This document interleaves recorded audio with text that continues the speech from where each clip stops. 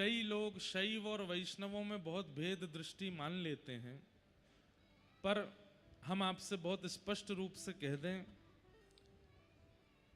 स्वयं राम जी कहते हैं, शिव द्रोही मम दास कहावा, सो नर सपनहु मोह न पावा।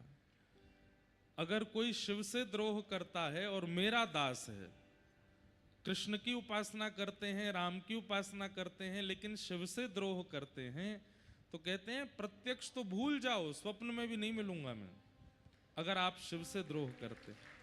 ऐसे ही कोई शिव आराधन करता है और राम जी और भगवान कृष्ण में भेद मानता है।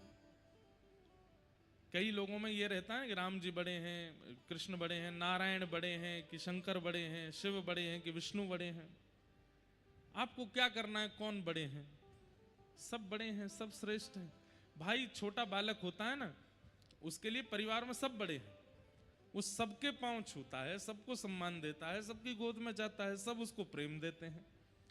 अगर छोटा बालक ही भेद करने लग जाए, यही बड़े हैं, इनसे ही प्रेम करना है औरों से, तो फिर चर्चा होती है कि ये बालक बिगड़ा हुआ है, अपनी माँ के अलावा और सबको तो तू तू करके बोलता है, औरों के पिता की गोद में जाकर के तो हाथ पांव चलाता है, केवल अपने पिता के पास प्रसन्न रहता है।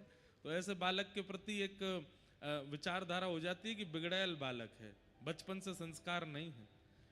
ऐसे ही जो भक्त ये भेद मानते हैं कि कौन बड़े कौन छोटे, हमें तो ऐसा लगता है कि अनेक जीवन में किए गए व्रत अनुष्ठान और नियमों से जब हमें फल प्राप्त होना होता है तो हमें महादेव की प्राप्ति होती है। जीवन भर के जितने भी हमारे सत्पुण्य हैं, इस जन्म के पूर्व जन्म के, उन सब सत्पुण्यों की कृपा से महादेव मिलते हैं। और महादेव जब प्रसन्न होते हैं तब प्रिया प्रियतम मिलते हैं, तब वृंदावन मिलता है।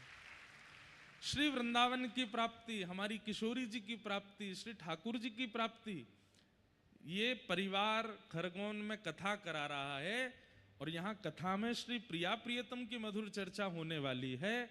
ये महादेव की प्रसन्नता है, ये महादेव की प्रसन्नता है। आपको ये बात स्वीकार करनी पड़ेगी। कई लोग नहीं मानते इस बात को, पर वो सदा नेत्र बंद करके भीगे रहते हैं। महादेव सदैव भीगे रहते हैं, एक क्षण भी ऐसा नहीं जाता कि महादेव पर एक बूंद जल भी ना गिरता हो, भीगते ही रहते हैं। क्यों भीगे रहते हैं? श्री प्रिया प्रियतम के स्मरण में भीगे रहते हैं, सदा सजल नेत्र रहते हैं।